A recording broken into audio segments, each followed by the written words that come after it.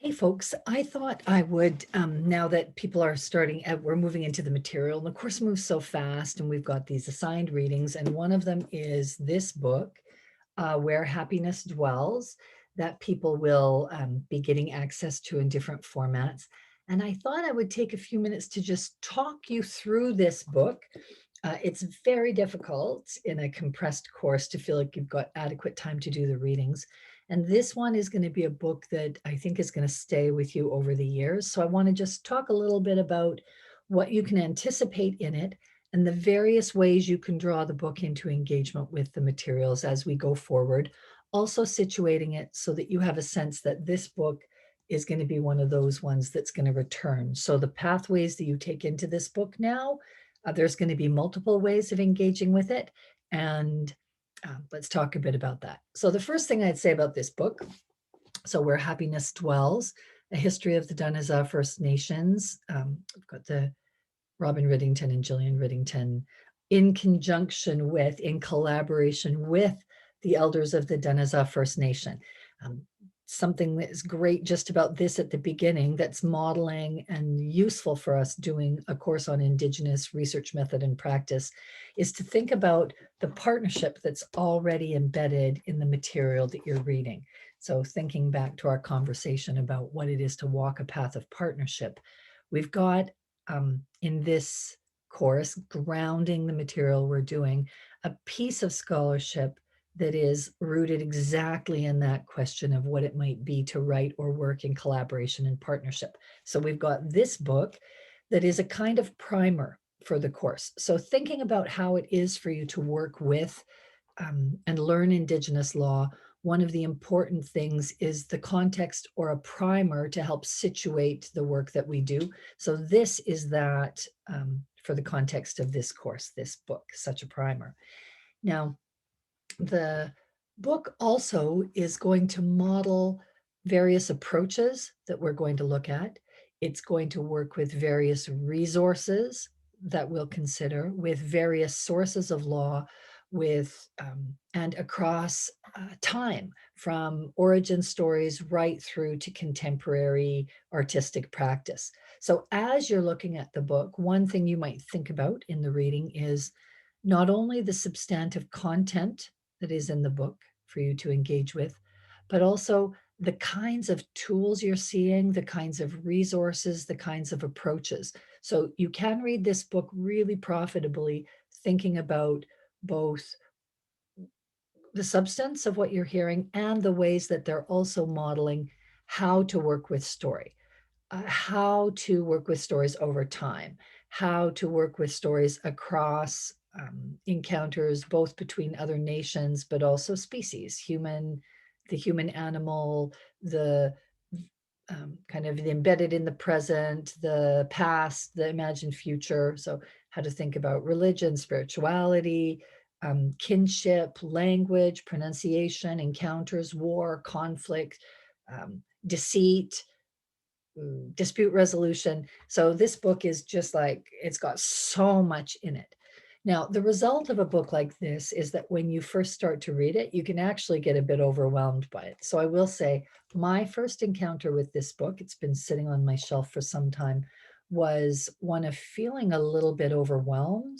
So if you have that feeling of overwhelm, what I'd invite you to think about is that it's a lot like, in some ways, a resource or a toolkit or like sort of a Bible in some senses of material that you can go into, come back out of, go into over time in layers. So taking a layered approach to this is great. So there'll be chapters that you might read in a more engaged fashion and chapters that you might find yourself skimming over or not really knowing if you've got it.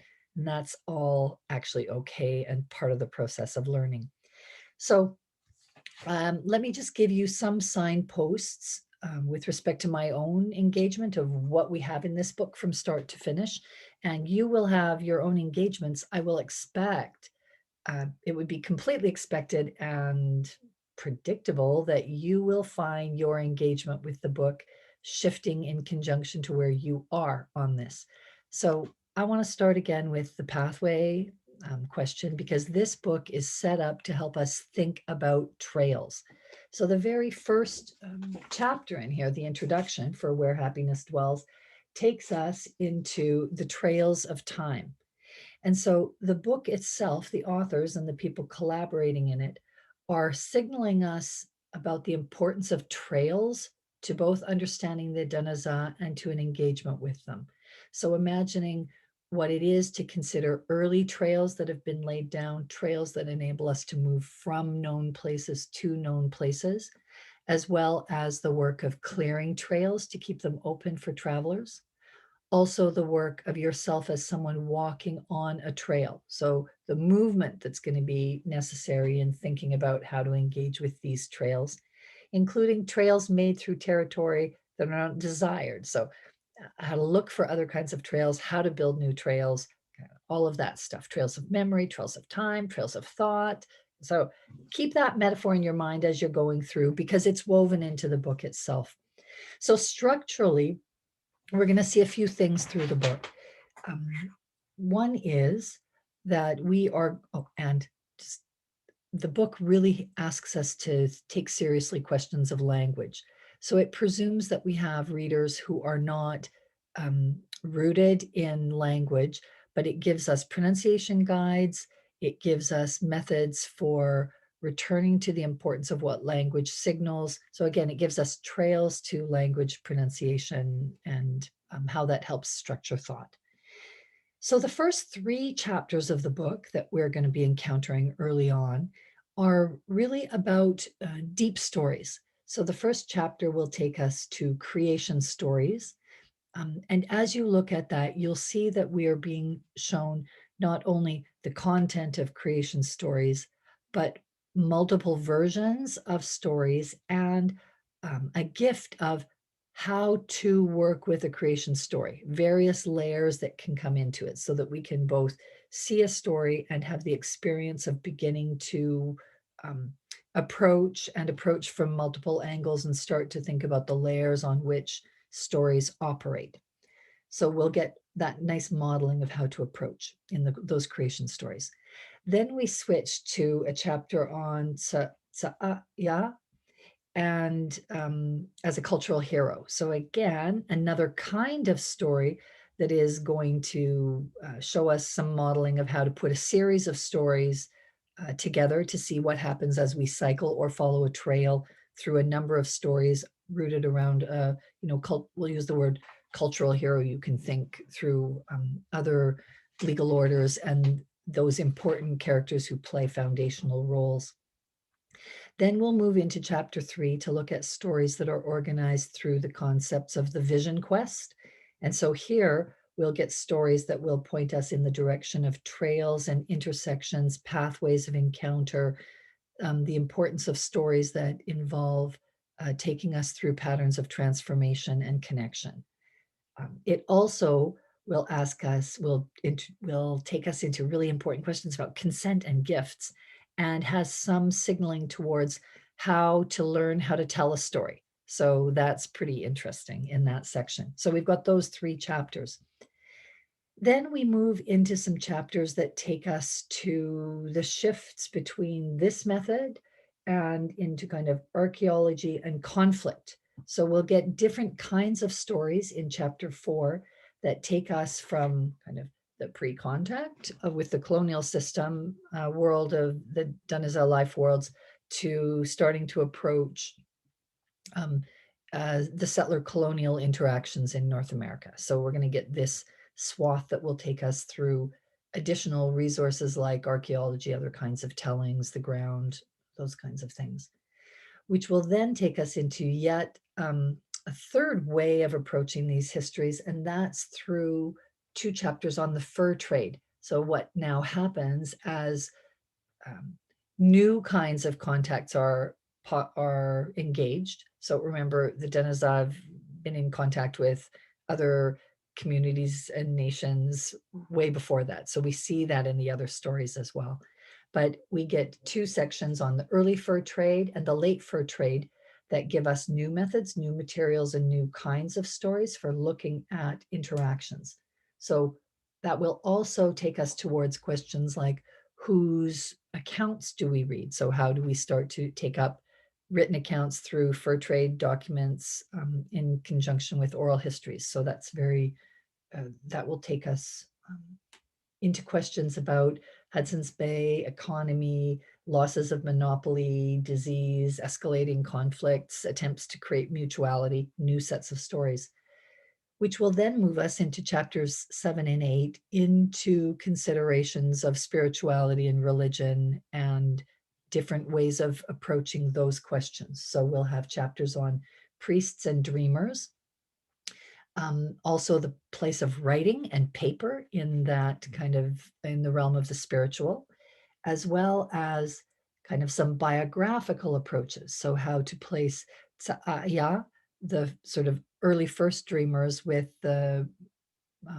kind of late contemporary or the last, and I put last in quotation marks because the book signals the role of the dreamers is not completely gone, though it may be sleeping or resting. So we get a way to put Charlie Yahi in conjunction with Tsa'aya. So biography also as a tool for learning or thinking about this work of thinking and working with Indigenous legal orders.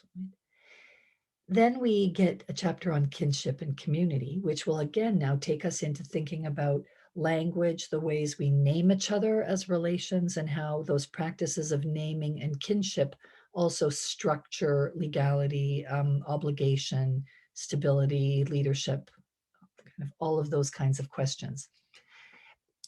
And as we're moving closer to contemporary times through these chapters, we have more questions that take us to the historical encounters with the surveying of the land, the HBC, the beginning of Treaty 8 discussions, but we get these stories told not from a settler approach exclusively on what's happening, but also from a Danazaa period. So we're now getting a much more textured sense of the land on which those negotiations are happening, which takes us to seasonal rounds in chapter 11, which is another way of looking at how the land and interactions with the land can help us think through Danazaa life worlds and all of what it might mean to think about territory. Now, that takes us up to chapter 12, which will deal with the flu epidemic of 1918. And it is impossible not to read that chapter thinking about the situation we're in now. So we get the chance to look at kind of 100 years ago, the place of epidemic and pandemic, and how the Danazaa were impacted by and responded to kind of a global catastrophe that was very local, that was experienced locally for them in particular ways. So you'll get also there multiple accounts of what was happening during that period of the pandemic, the epidemic. That will lead us to chapter 13 and fire.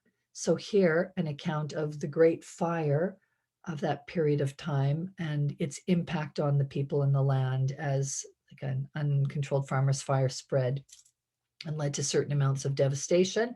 I find myself thinking in reading the chapter about kind of the Great Chicago Fire, the Great London Fire, this Great Fire, the things that are learned by these kinds of really human created, but also large scale catastrophic traumas, and then what flows into the space after. So that will take us to some work with how residential schools then flowed into this period in the place of the Indian agent. So we get to new historical material, but coming with this large base of contact already with another way of understand with Danazaa accounts of history and the universe, right? And all this will finally lead us towards the last chapters, which engage with Canadian law. So how then litigation happened around the Danazaa Reserve, right, the place where happiness dwells, and questions of extraction and consultation and expropriation and justice. So there we will get kind of a contemporary account of names that, like, Louise Mandel and Leslie Pinder as young lawyers, Tom Berger as sort of in these young lawyers, and the real important role of the Daneza in pushing that question forward that ends up in the, Absasan case at the Supreme Court. So the book then closes off with some questions about um, what is going on in the now as the Denizah do the work of living in the present, which is what they've always done, but through this larger framework that through the book gives us different kinds of stories, more trails, more pathways, more moments for drawing ourselves into a context in which the questions about law will be situated against a Deniza world order, worldview, world understanding, language, all of those things. So there's lots in here. There's lots of great stuff in here. I trust that this is going to be a book that you're also going to love. You can read it in so many ways. And there's going to be so many forms of storytelling, so many resources for approaching questions of law, legality, intersocietal law, um, kinship, leadership, um, human, non-human, spirituality, past, present, future, all of that, none of it singular, but all of it drawn together into a forest through which we have been invited to wander and spend some time lingering in a consideration of stories. So that's my sense for you of some ways to think about this book. We will be not discussing the whole book. It's not, you're not going to be examined on the whole book, but it's a super helpful resource for you, one that will layer itself for you over time as you return to it again and again with new questions. So see you in class.